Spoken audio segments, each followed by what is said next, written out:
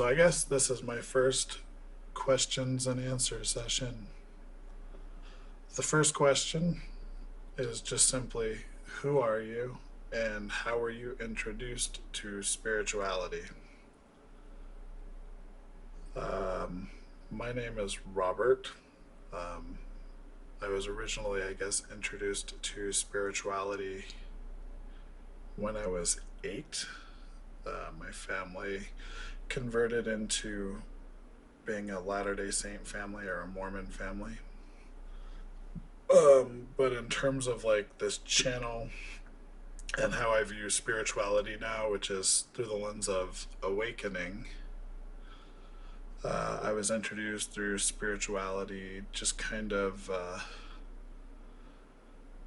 through interacting with the universe and synchronicity and finding several different YouTubers' channels. The second question is, to you, what even is spirituality? To me, again, through the lens of awakening, not to qualify and answer too much, um, I think spirituality is each person's individual quest for truth. Um, I think an orientation to truth at the core is necessary to venture across um, a lot of the things that will take place during an awakening. And so, if you're not kind of naturally inclined towards truth, um, you know, you'll just kind of push it away. And that's not to say that that's forever either. Um, this kind of stuff was thrown at me when I was 20 and I wasn't receptive then, but it came again when I was 30 and I was receptive, right? So, and I'm sure it came at me a lot more than I even realized, right? So, um, I really kind of think it's a once you're ready for that, it'll find you however it finds you. It's one of the great mysteries, I think.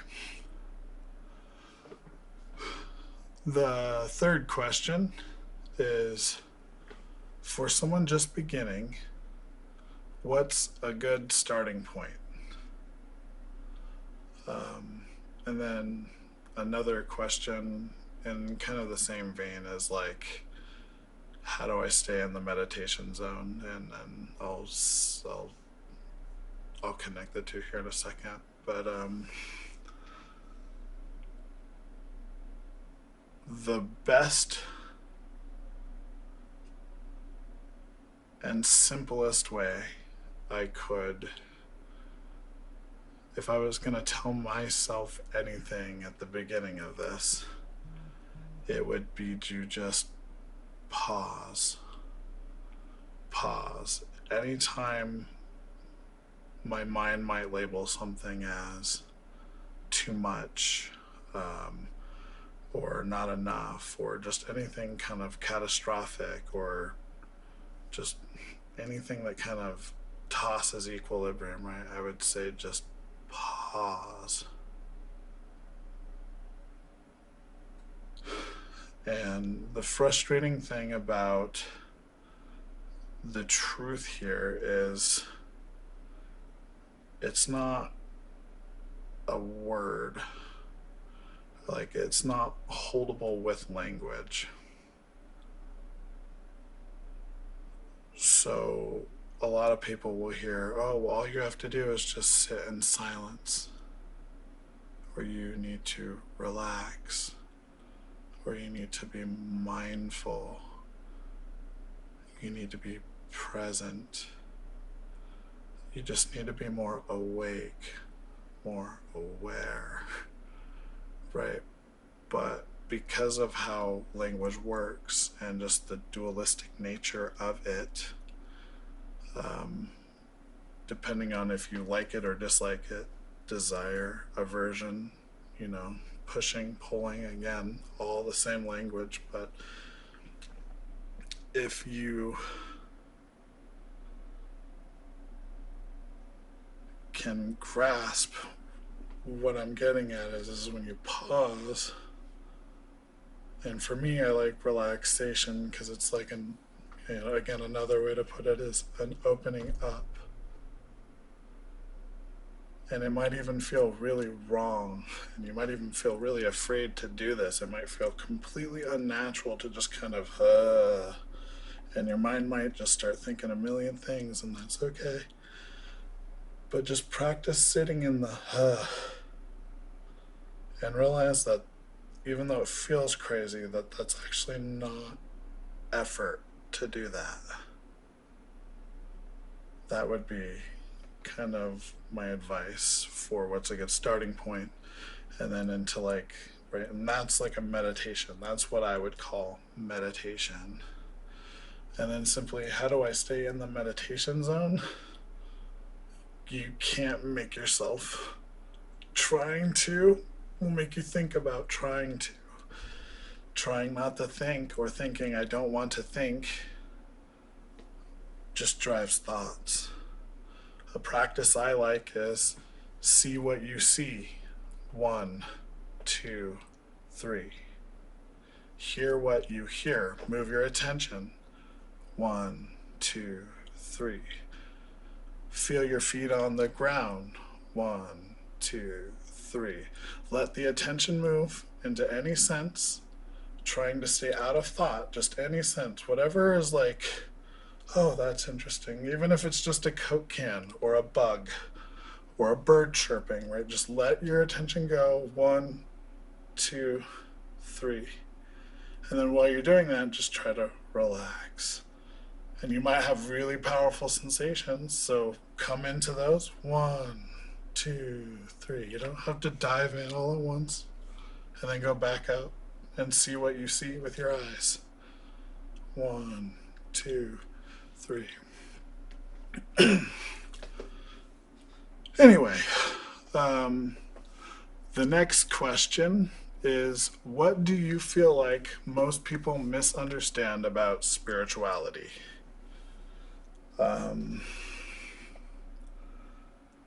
I think a lot of people, myself included, misunderstand a couple of fundamental things.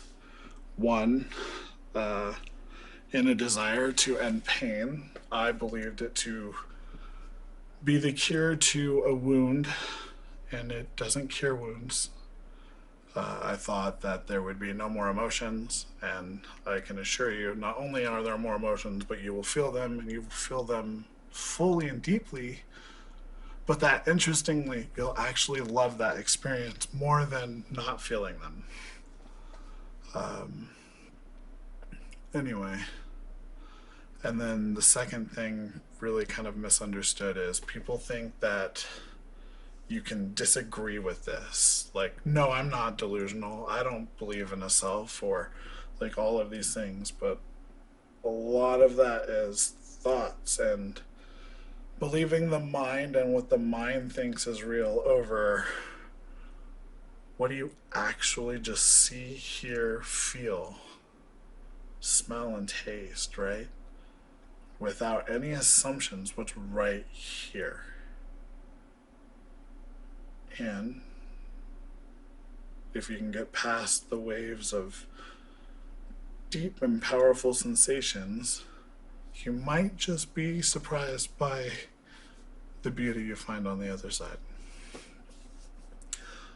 And the last question for today is, what's the best thing one can do to get out of their own way?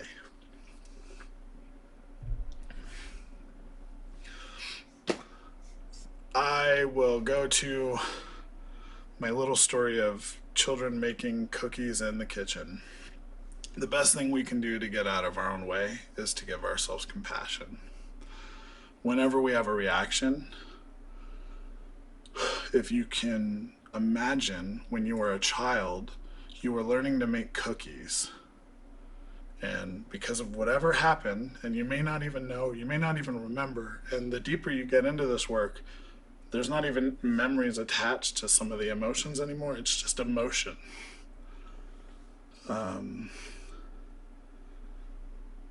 But these kids are in the kitchen making cookies and they have the recipe wrong.